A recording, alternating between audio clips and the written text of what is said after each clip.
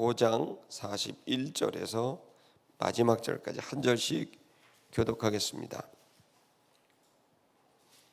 나는 사람에게 영광을 취하지 아니하노라.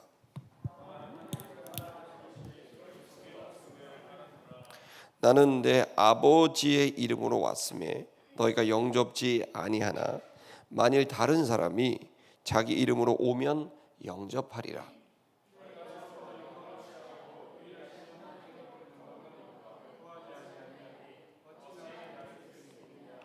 내가 너희를 아버지께 고소할까 생각지 말라. 너희를 고소하는 이가 있으니 곧 너희의 바라는 자 모세니라.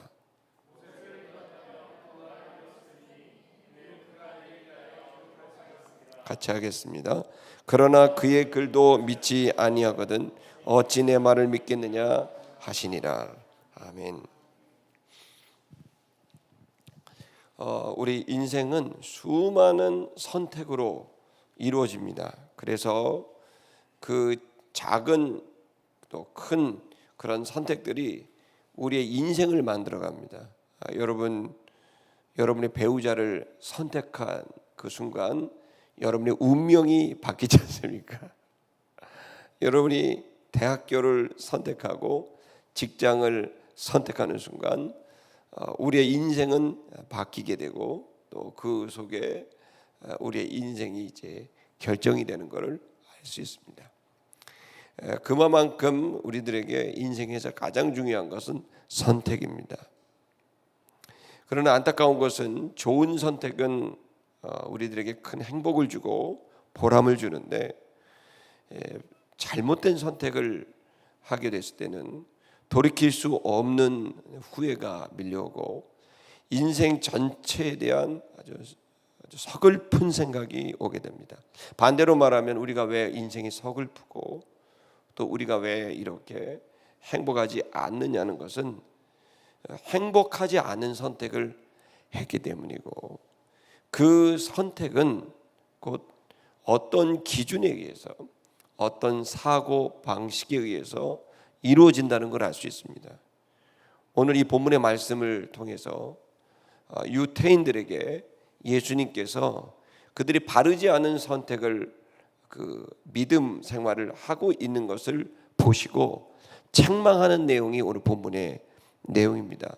그래서 오늘 본문의 내용을 가지고 여러분과 나눌 하나님 말씀의 제목은 잘못된 선택을 하는 이유는 무엇일까? 이 유태인들이 왜 성경을 그렇게 상고하고 그렇게 말씀에 대한 연구와 또 그것을 삶으로 받아들이는 바리새파, 사두개파, 열심당파, SNF파 이러한 자기 분파를 만들면서까지도 열심히 종교 생활을 하고 있는 이들이 도대체 왜 예수님에게는 책망을 들을 수밖에 없는 잘못된 선택을, 잘못된 올바르지 않은 신앙생활을 하고 있는가? 이 본문의 말씀을 통해서 예수님께서 우리에게 전해주시는 사고 방식의 이 문제, 여러분 이것이 저와 여러분이 검증되기를 축복하고 또 우리가 잘못된 사고 방식을 하고 생활 방식을 하고 선택을 하는 이 일의 근본적인 원인을 발견하고 저와 여러분들이 올바른 선택을 할 수 있는 기회를 맞이하기를 주의 이름으로 축복합니다. 이 본문의 말씀을 우리들이 이제 이해를 하려면 41절부터 시작을 하지만 38년 된 병자가 고쳐지게 되고 그 이후에 이들이 안식일에 이 고친 일로 인해서 예수님을 공격하던 와중에 이제 대화가 주고받아지게 됐고 그 내용이 이제 오늘 본문의 내용입니다. 왜 유태인들은 이렇게 38년 된 명자가 치유받은 이 놀랍고 기쁜 일을 기뻐하지 못하고 오히려 죄를 지었다고 손가락질을 하는 올바르지 않은 잘못된 판단과 그 선택을 하는 걸까요? 그 이유가 도대체 무엇인지를 오늘 우리가 이 본문의 말씀을 통해 다시 한번 분명히 우리가 선택한다면, 정한다면 여러분과 제가 남은 시간들 올바른 선택을 할 수 있는 기준이 오늘 우리들에게 선명하게 보여지게 될 줄 믿습니다. 자, 먼저 우리가 39절을 한번 좀 읽어 보십시다. 이게 이어지고 있는데요. 여러분 앞에 보시면 우리가 지난주에 설교를 한 것이지만, 자, 예수님이 이제 그 유대인들을 이제 질책하시면서 너희가 성경을 상고한다. 이제 여기 상고한다는 것은 찾는다, 찾아보고 있다 이겁니다. 성경을 계속 보고 연구하고 공부하고 그 성경을 너희가 찾고 있다. 왜냐하면 너희가 이렇게 하는 이유는 이 성경에서 영생을 얻을 줄 안다. 즉 하나님과의 온전한 평화를 누리고 넘쳐나는 기쁨, 참된 자유를 누리는 하나님의 백성으로서 누리는 그 행복 가득한 그 영생을 누리고자 성경을 너희는 상고하고 있다. 여러분 모든 사람들이 이 성경의 값어치를 이제 다 알고 있습니다. 그 가치가 얼마나 높은지를 알고 있습니다. 그래서 지금도 수많은 신학교에서 성경을 상고하고 있고, 또 신학교에 준하는 기관에서 성경을 상고하고 있고, 이 시간에도 여러분이 이 성경 말씀, 우리가 신촌 아름다운 게 오신 이유는 성경 때문에 오신 거죠. 네, 이 성경을 여러분이 상고하고 있는 겁니다. 이 모든 행동들이 이 설교를 하는 이 순간도 우리는 성경을 상고하고 있고, 그 이유는 우리가 영생을 누리자, 하나님께서 주시는 참된 생명을 우리가 누리자라고 하는 마음에서 온 것 아니겠습니까? 자, 그런데 예수님께서 이렇게 이 지당하신 말씀을 하시고 난 다음에 이런 말씀을 합니다. 이 성경이 그러면 무엇이냐?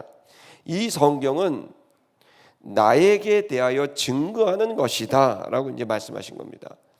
이 성경을 너희가 찾았다면, 그렇다면 당연히 나를 너희들이 봤어야 된다. 왜냐하면 이 성경은 영생을 얻으려고 너희들이 왔다. 그럼 이 영생이라는 거의 핵심이 누구다라는 거죠? 나라는 거예요. 예수님이 가시고 이 말씀하신 내용은 너희가 영생을 얻으려고 성경에서 찾고 있지 않냐? 성경을. 자, 그런데 이 성경은 영생에 대하여 한 게 맞는데 이 성경은 나를 증거하고 있다. 그러니까 지금 이 유대인들은 성경에서 영생을 찾으려고 하는 것까지는 맞아요. 근데 이 성경이 증거하고 있는 바로 그 사람이 바로 예수님인데, 이 부분에 대해서 이제 예수님이 질문을 던진 거예요. 너희들이 메시아가 와야만 영생을 얻는다고 너희들이 알고 믿고 있는데, 도대체 너희가 이 성경을 찾고 있는데 영생을 얻으려고 하는데 왜 나를 보지 못하고 알아보지 못하고 붙들지 않느냐, 의문을 제기하는 거예요. 편지를 보내신 분이 하는 거죠. 이 편지를 보내는 건 저 사람을 맞이하라고 보냈는데 그 편지를 갖고 이 사람은 누굴까 계속 고민한다는 거죠. 좀 더 보겠습니다. 40절. 그러나 너희가 내게 오기를 원하지 않는다. 나에게 오기를 원하지 않는다. 여기 내게 오기를이라는 말이 뭡니까? 나를 따르고 나를 붙들고 나의 제자가 되는 너희가 내게로 찾아오지 않고 있다. 영생을 얻기 위하여. 그러니까 아이러니한 거죠. 그건 뭐냐면 이 성경에서 영생을 얻으려고 이 성경을 찾고 있는데 정작 예수는 안 만나는 거예요. 정작 예수에게는 가지 않는 거예요. 예수에게 가면 영생이 있는데 예수를 통하여 영생을 얻으려고 하는 게 아니라 성경을 상고해서 영생을 얻으려고 하는 시도. 여러분, 이 아이러니한 일이 현대교회에도 일어나고 있습니다. 성경 박사들, 그야말로 디비니티 닥터들, 필로소피 닥터들, 이런 신학 박사들, 철학 박사들이 성경을 상고를 해서 학위를 받습니다마는 정작 그들은 예수 그리스도의 친밀한 교제를 나누고 있지 못한 사람들이 적지 않은 겁니다. 성경의 내용은 박사일 수 있지만 성경에서 놀라운 학문적인 그 자산을 만들어내기도 하지만 정작 그들 각 개인은 그 영생을 누리는, 영생에 대한 이론은 알지 몰라도 그 영생을 누리지는 못하고 체험하지는 못하는, 이 본문에서 얘기하고 있는 것은 성경이 말하고 있는, 율법이 말하고 있는 분이 예수 그리스도, 그분에게로 안내하기 위해서 기록됐는데 정작 예수에게로 가지 아니하거나, 또 혹은 이 원리를 전부 알고 있으면서도, 이 진리와 신학을 알고 있으면서도 정작 예수에게로 가지 않고 예수를 따르려 하지 않고 예수와 동행하지 못하고 있는 그런 사람들이 있을 수 있다는 거예요. 여러분, 영생에 대하여 아는 것과 영생을 누리는 건 다른 거예요. 예수님에 대하여 아는 것과 예수님과 동행하는 건 다른 거예요. 여러분, 지금 우리가 우리의 신앙을, 우리의 심령을 분별하셔야 돼요. 복음은 우리에게 말할 수 없는 깊은 평온을 주고 감당할 수 없을 만큼의 넘치는 기쁨을 주고 모든 것에 얽매이지 않는 자유를 주는 건 예수와 동행하고 있다는 믿음, 그 예수 때문에 우리가 얻게 되는 영생의 모습입니다. 여러분, 이 부분은 우리는 매우 심각하게 생각해야 되는 문제입니다. 예수에 대하여, 성경에 대하여 찾고 알고 있느냐, 아니면 이 성경이 우리에게 주고자 하는 예수를 영접하여 동행하고 호흡하고 있느냐. 아름다운 교회 성도 여러분, 여러분이 성경 박사가 되는 게 아니라 예수님과 동행하게 되기를 바랍니다. 이 본문은, 예수님은 바로 이것입니다. 성경은 어디까지나 편지입니다. 편지는 편지를 보낸 사람과의 친밀한 교제가 목적인 것이지, 편지 자체가 보내신 분보다 더 높은 가치를 가질 수는 없습니다. 그러므로 여러분이 성경을 상고하고 연구하는 우리 모두는, 아름다운 교회 성도 모두는 성경 자체의 내용이 보다 더 중요한 건 그 성경이 말하고 있는, 우리에게 소개하고 있는 예수님을 직접 대면하는 일, 동행하는 일, 결국 말씀과 기도가 버무러진 우리의 심령이 성령을 통하여 영이신 하나님과 그 아들 예수 그리스도를 만나는 일, 이것이 바로 영생입니다. 그 생명의 근원 되시고 생명의 통로가 되시고 생명을 돕는 생명의 근원 되신 영이신 하나님 아버지, 생명의 통로가 되신, 길이 되신 아들 예수 그리스도, 그 생명을 우리 속에 안착시키고 활성화시키시는 성령, 이분들과 말씀으로, 기도로 교제하고 버무러지게 되는 이 삶이 신앙 생활입니다. 우리가 성경 자체가 귀중하지만 예수님보다 귀할 수는 없고, 우리가 기도가 귀하지만 주님보다 귀할 수는 없는 일입니다. 자칫 잘못하다가 주님은 잃어버리는 성경 읽기, 주님을 잃어버리는 기도 생활이 될 수 있고, 한풀이식의 답답함을 토로하는 방식의 기도 생활, 신앙 생활은 내가 지금 처해져 있는 문제를 해결하고자 하는 방법을 찾고자 뒤적뒤적거리는 성경 읽기는 우리에게 진정한 영생을 경험시킬 수 없다. 여러분이 본문의 말씀이 예수께서 그런 불편한 심기를 유대인들에게 드러내시는 내용이라고 여러분 이해하시기를 바랍니다. 자, 그렇다면 유대인들이 왜 이런 올바르지 않는 선택을 하고 그런 의견을 갖게 된 것일까요? 반대로 예수님은 그렇다면 그들을 향하여 어떻게 선택하고 어떻게 사고방식을 하여 너희들이 선택하고 삶을 만들라고 하는 걸까요? 바로 우리가 예수님에게 그 답을 찾을 수 있습니다. 자, 우리 한번 보십시다. 41절을 다 같이 보겠습니다. 나는, 여기서 본인이 답을 정해줍니다. 나의 사고방식은 이렇다. 나는 취하지 않는다. 뭘 취하지 않습니까? 영광을 취하지 않는다. 누구의? 사람들의 영광을 취하지 않는다. 저를 보십시오. 이게 역격이라 그러는데요. 역격은 에게, 의로, 안에, 이 세 가지로 해석이 됩니다. 자, 그러니까 이 본문의 말씀은 사람들에 의해서 영광을 취하지 않는다라는 의미입니다. 저를 보십시오. 우리가 항상 진리에 잘 접근하시려면, 모든 진실과 진리를 추구하려면 단어의 정의를 정확히 이해하고 단어를 보셔야 됩니다. 그 단어의 그 데피니션, 정의를 정확하게 보고 이 정의가 여기에는 어떻게 해당되는지를 보는 게 되게 중요합니다. 여기에 보여지시는 우리가 대단히 중요한 여기서 단어는 영광이라는 단어입니다. 도대체 영광이 무엇일까?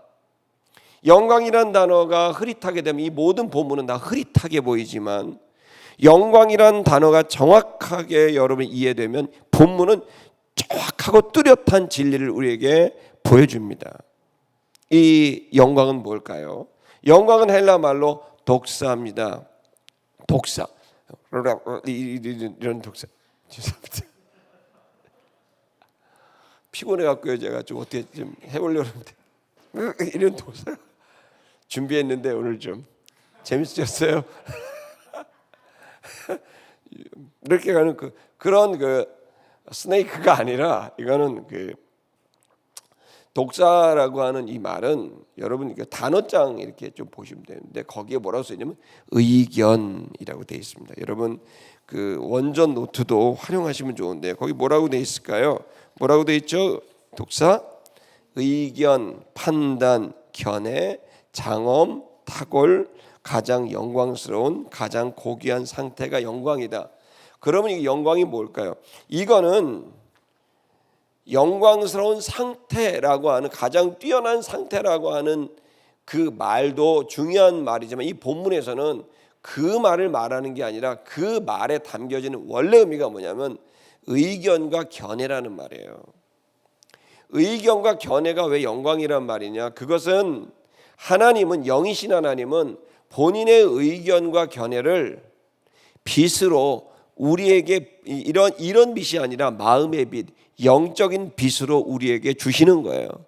우리가 하나님의 영광을 받았다라고 하는 것은 뭐냐면, 하나님의 의견이 내 안에 깨달아지게 돼서 내 안에 복잡했던 것들이 정리가 싹 되고, 내 안에 어두웠던 불확실과 불안이 있었던 우리 마음이 주님의 의견이 들어오게 되면, 아, 이거였구나 그러면서 마음이 순간적으로 확 정리가 되면서, 이 정리됐다는 것이 우리 마음이 밝아졌다는 의미로 받아들이는 거예요. 그래서 여기에 영광은 빛은 빛인데, 어떤 빛이냐면 보여주는 이런 빛이 아니라 보이지 않는 바로 영적인 빛, 내면의 빛을 말하고 있는 거예요.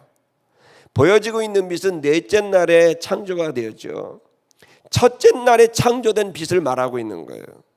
그건 원초적인 빛이고, 그건 영혼의 빛이고 본질적인 빛이에요. 그래서 우리 모두는 두 가지 빛을 지금 경험하고 있는 거예요. 여러분 얼굴색을 보면 벌써 마음이 어두운 사람은 벌써 얼굴이 어둡습니다. 그게 뭐냐면 빛이 그렇게 보여요.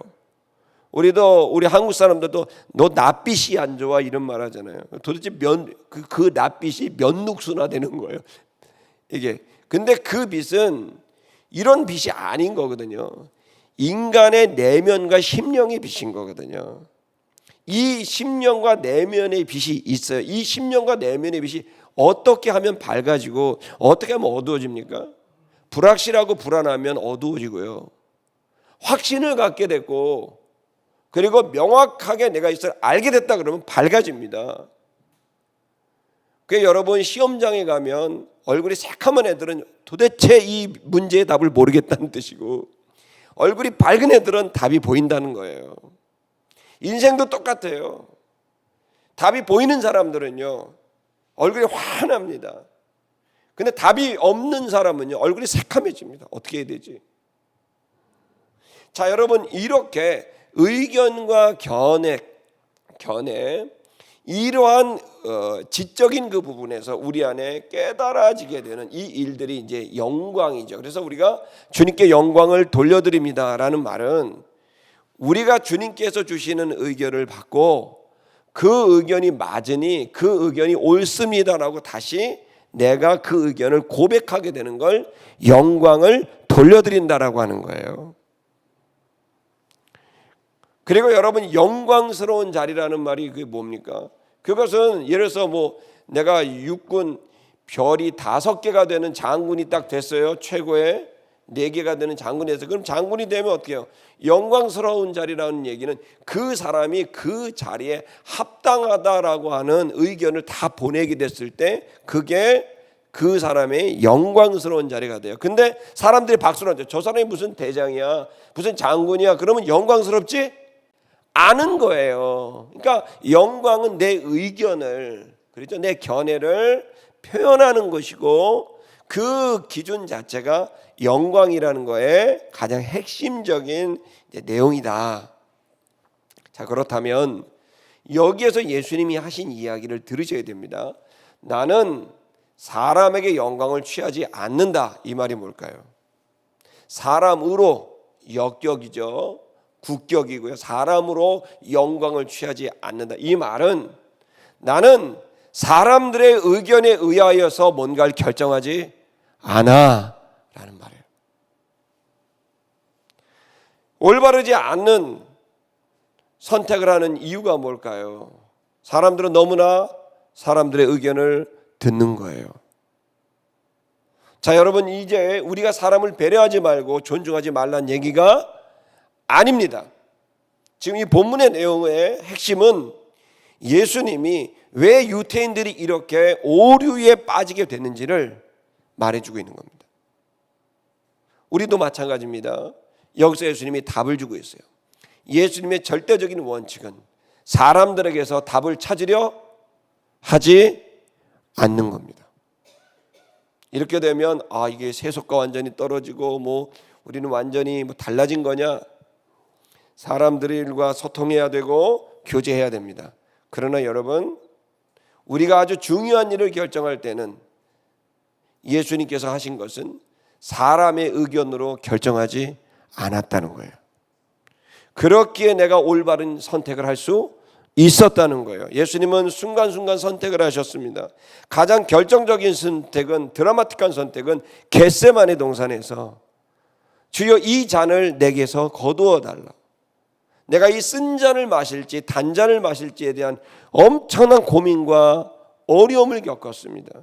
십자가를 지고 가시는 이 일에 대한 고민을 겪을 때 그의 가장 아끼는 애제자 베드로가 가시면 안 된다고, 이 십자가의 길을 가시면 안 된다고 얘기했을 때 예수님께서 그 사랑하는 자의 의견을 들으신 게 아니죠. 예수님의 동생들도 예수가 죽는 게 아니라 왕이 되기를 바라서 예수님의 동생들이 계속 쫓아다니게 된 거죠.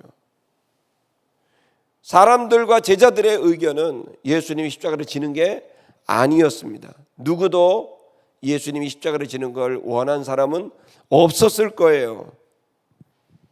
만약에 예수님이 사람에게 영광을 취하였다면, 그 의견을 들었다고 한다면 예수님은 우리를 구원하지 못하셨을 수도 있는 거죠.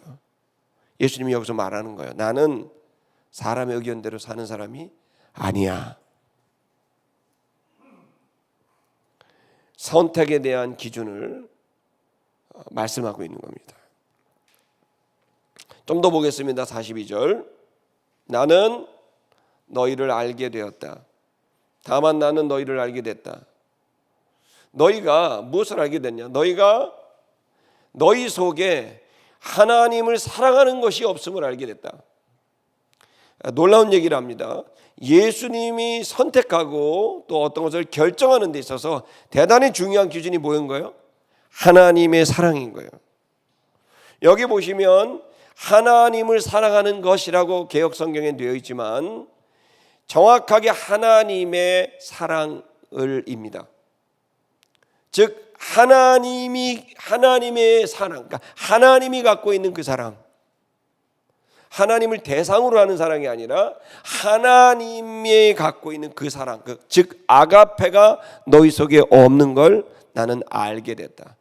그렇다면 사람들의 영광, 의견과 하나님의 의견의 차이가 뭘까요? 사랑이에요. 즉 여기서 말하고 있는 것은, 예수님이 얘기하고 있는 것은 그 올바르지 않은 선택 혹은 올바른 선택의 기준은 사람들의 의견이 아니다. 왜 사람들의 의견이 아닐까요? 그것은 하나님의 사랑이 사람들의 의견에 없다는 것을 예수님이 알게 됐다고 하신 거예요. 사람들은 이기적인 자기중심적인 삶을 살아가겠다. 물론 어느 정도는 이타적인 삶을 살아갑니다. 하지만 결정적인 순간에, 우리들이 매우 중요한 일을 결정하는 순간에는 대부분의 사람들은 하나님의 사랑으로, 아가페 사랑으로 결정하지 않고 자기와 가족과 국가와 자기가 소속되어 있는 자기중심적 판단을 하게 된다는 거예요. 이것이 나에게 어떤 유익이 올까? 이것이 나의 가정에 어떤 유익이 올까? 이것이 우리 국가에 어떤 유익을 가져올까? 근데 여러분, 예수님이 하신 얘기는 우리의 올바른 선택의 기준은 나에게 어떤 유익이 올까, 가정에 어떤 유익이 올까, 민족에 어떤 유익이 올까가 아니라 하나님의 사랑에 맞느냐, 하나님의 아가페의 사랑에 맞느냐 그렇지 않느냐가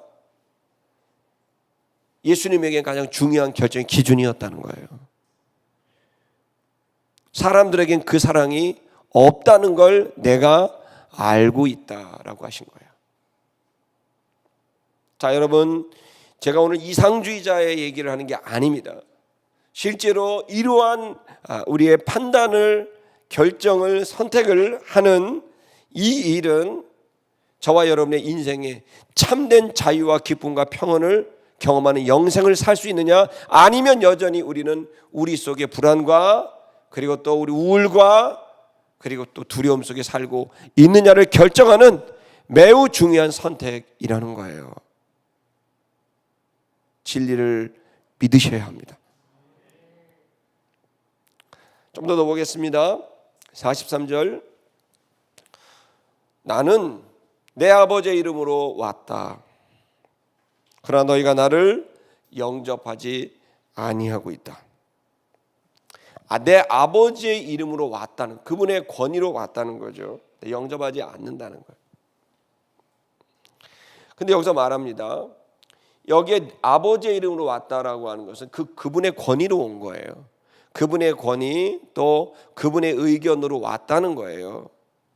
그런데 너희가 만일 다른 사람이 자기 이름으로 오면 그렇다면 너희는 그를 영접했을 것이다, 이렇게 말합니다. 다음 구절에서. 그러니까 예수님은 아버지 하나님, 그분의 사랑과 그분의 존재, 그분의 것으로 왔는데, 그분의 의견을 갖고 왔는데, 너희는 그분의 의견이 아닌 어떤 사람이 자기 의견을 갖고 오면 그 사람을 오히려 영접하게 될 것이다 라는 거예요. 무슨 얘기입니까? 사람들이 갖고 오는 의견의 본질은 아가페 사랑이 아니라 자기가 갖고 있는 지식의 양이나 또 자기중심적인 감정, 경험, 거기서 나온 내용들을 갖고 오게 되는데, 그때 사람들은 듣기 좋은 그 사람, 자기에게 들리는 그 사람을 쫓아갈 거라는 거예요.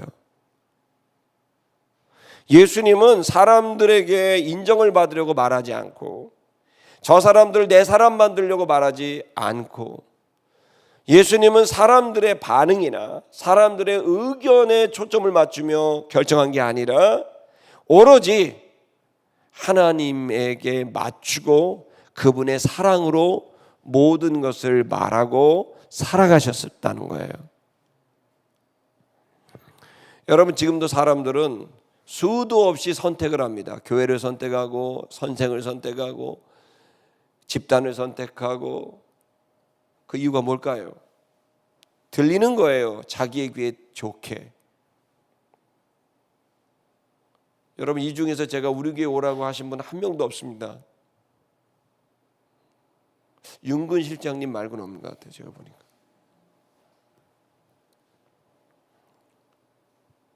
그건 사람의 말로 오게 하는 게 아니고, 사람의 홍보 기술로 영상의 미로 설득하는 게 아니고, 아버지 하나님, 그분을 알고 싶고 또 그분과 동행하고 싶은 내 영의 순수한 동기로 여러분들이 결정하고 있다고 생각합니다. 여러분이 만약 제 언변도 별로 없지만 언변이나 어떤 삶이나 어떤 결과물을 보고 여러분이 저를 쫓는다면 죄송한데 번지수를 잘못 찾으신 거예요. 우리가 진정한 참된 그리스도인의 삶을 살아가려고 한다면 모든 기준은 지도자도 아니라 교회 공동체도 아니라 하나님이어야 합니다. 이걸 잃어버리는 순간 여러분들은 큰 오류, 올바르지 않은 선택을 하게 될 수 있습니다. 자기 이름으로 오는 자기 의견. 여러분, 저는 설교라는 단어를 좀 안 좋아합니다. 말씀 증언이라는 단어를 좋아합니다. 이유는 안 합니다. 설교는 첫째, 둘째, 셋째 제 의견을 말해야 됩니다. 그러나 그건 제 의견입니다. 자기 이름으로 온 것이죠. 자기 신학이고 자기 목회죠. 이규 목회는 없습니다. 이규 설교는 없습니다. 죄송하지만 책을 만들고 싶은 생각도 없습니다. 그냥 저는 항상 우리 일상에 있는 양말이나 신발이나 바지나 이런 것처럼 있는지 없는지, 그러나 꼭 필요한, 그리고 낡아서 사라지는, 버려지는 그런 존재로 살고 싶습니다. 오로지 드러나는 이는 주님이기를 소망합니다. 자기 이름으로 온 것은 다 가짜입니다.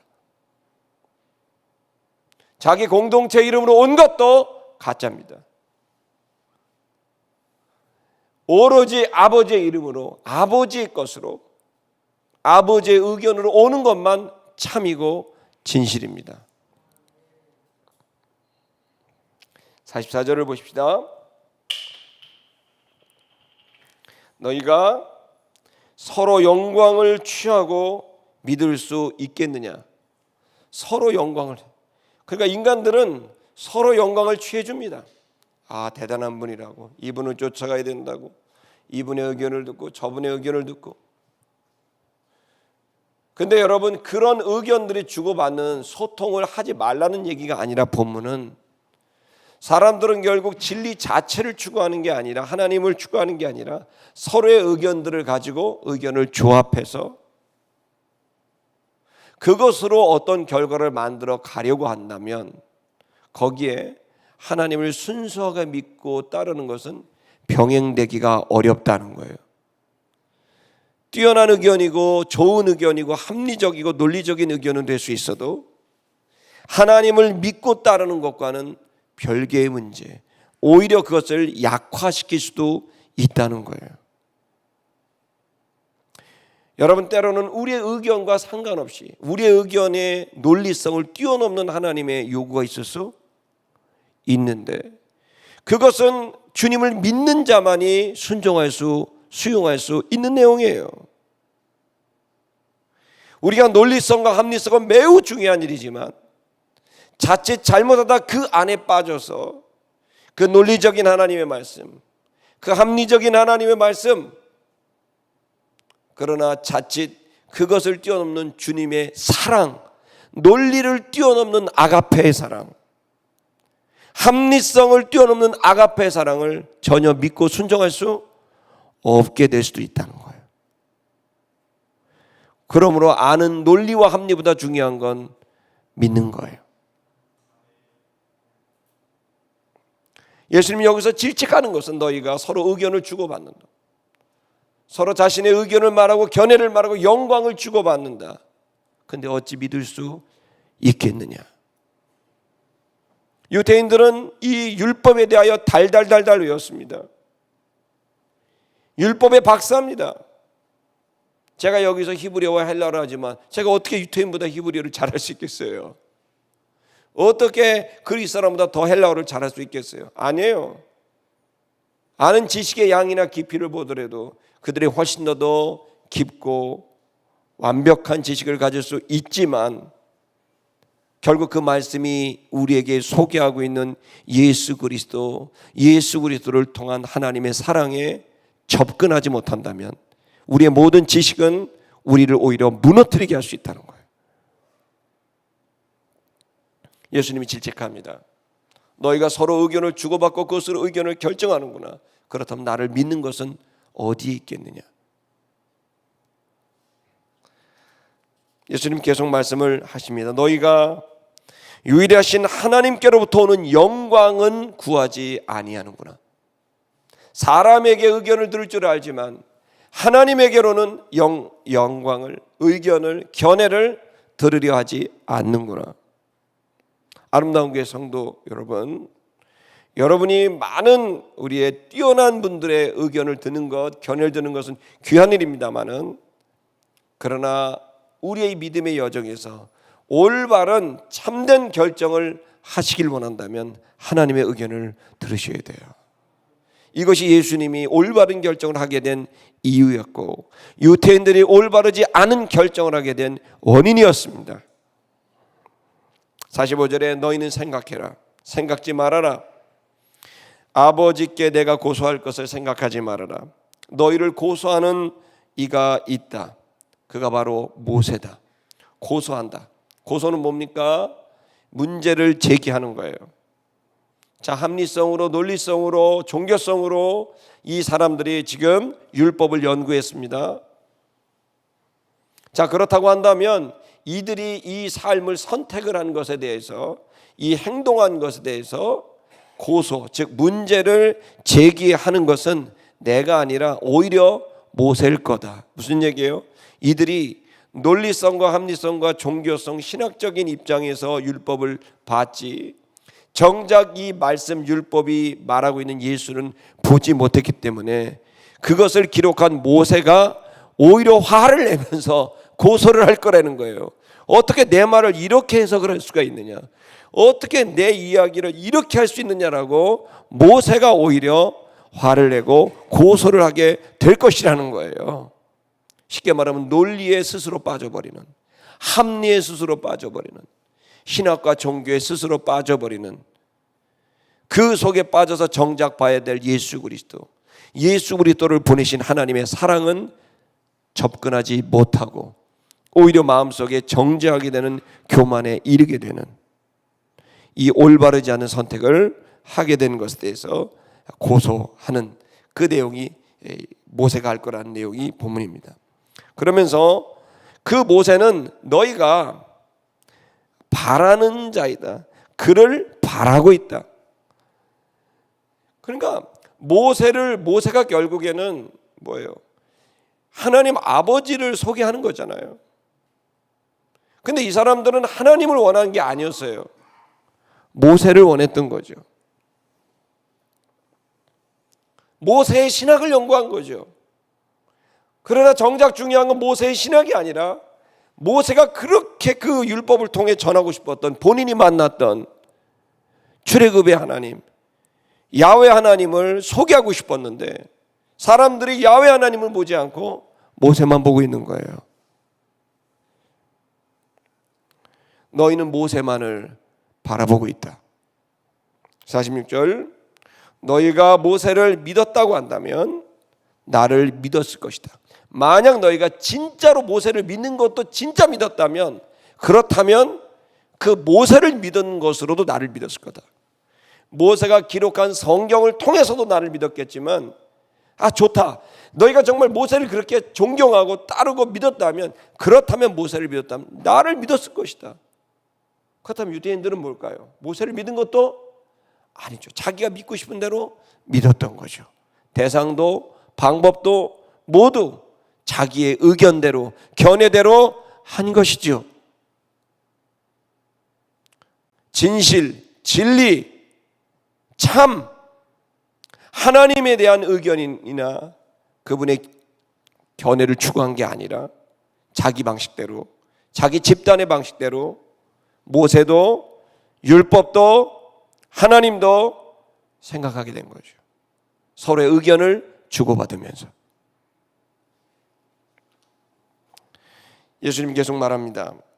이는 성경은 내게 대하여 기록한 것이기 때문이다. 47절. 그러나 너희는 그의 길도 믿지 않는구나.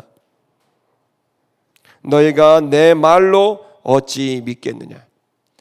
모세의 그 말씀도 메시아가 올 거라는, 모세 이 메시아를 보내신 하나님 그분의 사랑을 믿지 않는데 어찌 내가 말을 해도 내 말을 믿겠느냐. 여러분, 지금 예수님이 지적하는 것은 매우 심각합니다. 결국 사람들은 모세를 원하지만 자기가 원했던 부분의 모세만 원하는 거예요. 하나님을 원하지만 자기가 원했던 부분의 하나님만 원하는 거예요. 결국 자기 의견대로 간 거예요. 여러분, 우리는 그래서 주님 앞에 서야 돼요. 우린 스스로 자기 기만에 빠져 내가 지금 하고 있는 이것이 옳다라고 생각할 수 있지만 그 옳은 게 하나님에게는 그럴 수 있는 거예요. 내가 지금 선택한 이 의견이 아가페인가? 이기성, 나중심적 사고에서 나온 것인가? 아니면 이타성, 하나님의 사랑에서 나온 것인가? 난 날 위해 사나? 내 자존심 때문에 사는가? 사람들의 평판, 그 자존심, 그것 때문에 사는가? 아니면 하나님만 바라보고 하나님의 의견대로 살아가는가? 여러분, 이 시간 우리가 생각지 않게 하나님 앞에 범죄할 수 있다는 걸 아셔야 됩니다. 주님 앞에 서봐야만 내가 얼마나 악한 자였고 하나님이 중심이 아니라 내가 중심이었는지를 알게 될 수 있는 거죠. 성경을 통하여 예수 그리스도를 만나시길 바라고, 예수 그리스도를 통해서 사랑의 하나님 아버지를 만나시게 됐을 때 내 남은 인생의 결정들이 그분과 그분의 사랑을 인하여 어떻게 할 것인지를 여러분 결정하고 결심하는 저와 여러분 되시기를 축복합니다. 우리 시선 하나님께 우리 찬양하십시다.